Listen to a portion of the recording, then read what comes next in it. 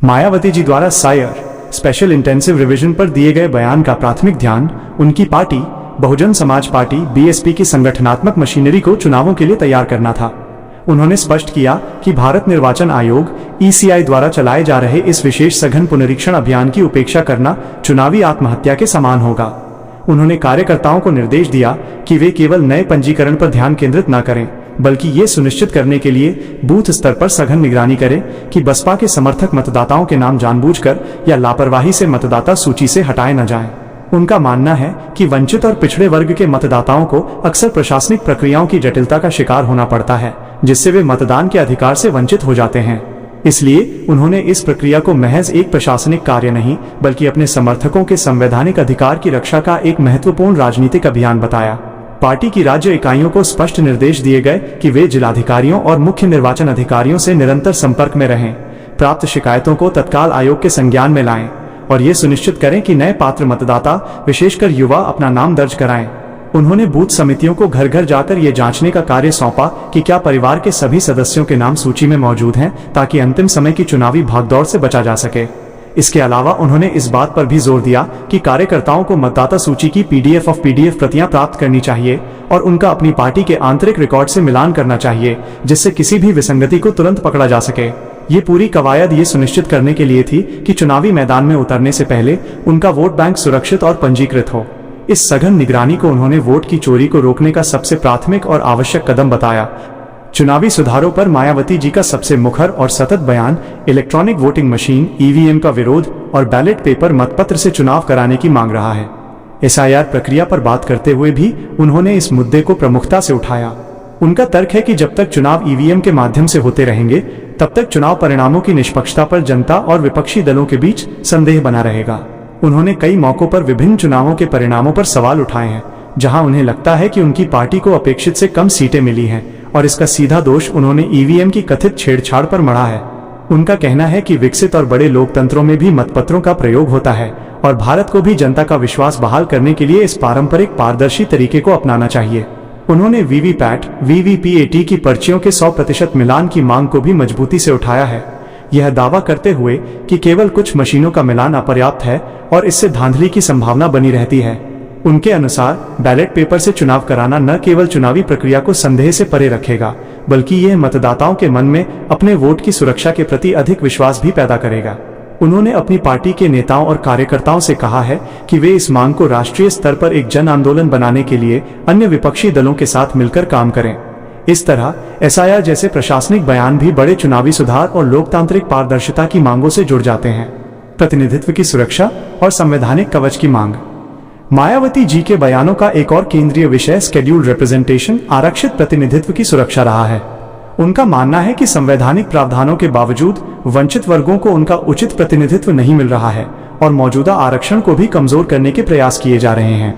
उन्होंने अपनी सार्वजनिक रैलियों और प्रेस वार्ताओं में बार बार ये मांग उठाई है कि आरक्षण को संविधान की 9वीं अनुसूची 9th शेड्यूल में शामिल किया जाना चाहिए।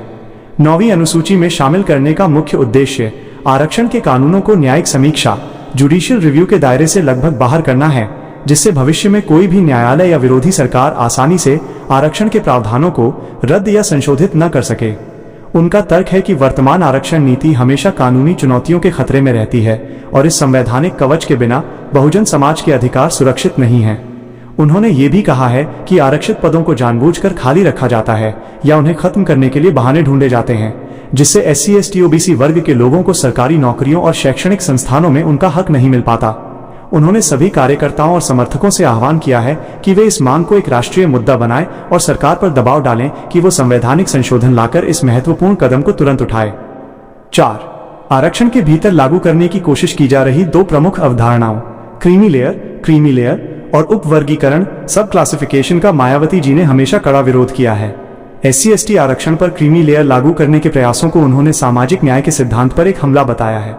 उनका तर्क है कि SC ST समुदाय को आरक्षण केवल आर्थिक आधार पर नहीं, बल्कि सदियों से चले आ रहे सामाजिक भेदभाव, सोशल डिस्क्रिमिनेशन को दूर करने के लिए दिया गया है। इसलिए आर्थिक समृद्धि का मानक लगाना इस समुदाय के ऐतिहासिक संघर्ष को नजरअंदाज करना है।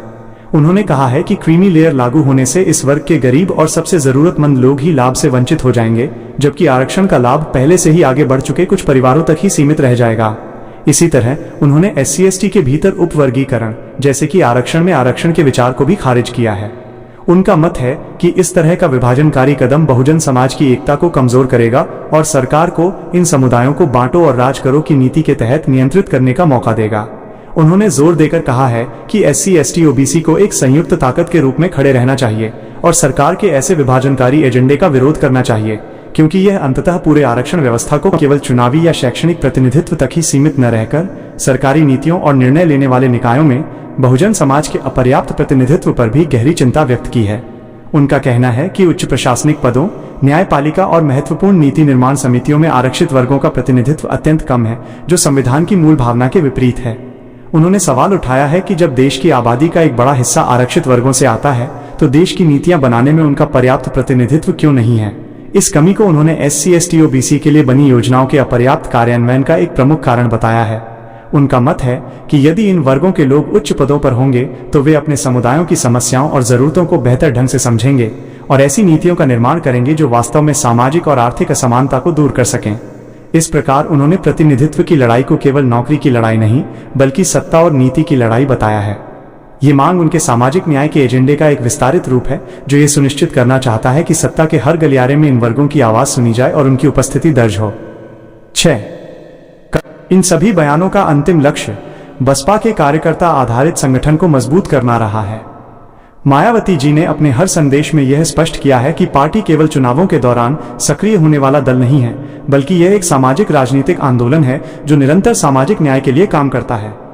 उन्होंने कार्यकर्ताओं से आह्वान किया कि वे सायर प्रक्रिया की निगरानी, आरक्षण की सुरक्षा की मांग और EVM के विरोध जैसे सभी मुद्दों को गांव-गांव और घर-घर तक ले जाएं।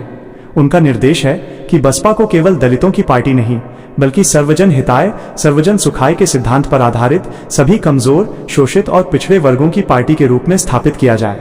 उन्होंने कार्यकर्ताओं को भाईचारा समितियों के माध्यम से विभिन्न समुदायों को जोड़ने, उनकी समस्याओं को समझने और उन्हें पार्टी के मंच पर लाने के लिए प्रेरित किया।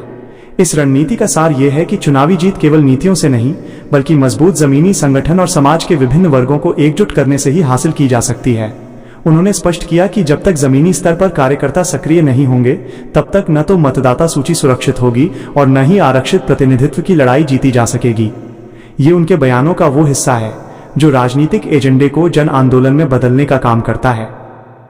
वीडियो को लाइक ऑफ माल करें ताकि ये अन्य लोगों तक भी पहुंच सके करें और बेल आइकॉन घंटी का निशान दबाएं ताकि आप भविष्य में भी ऐसे महत्वपूर्ण और विस्तृत विश्लेषण सबसे पहले देख सकें। हम आपके समर्थन के लिए बहुत आभारी हैं।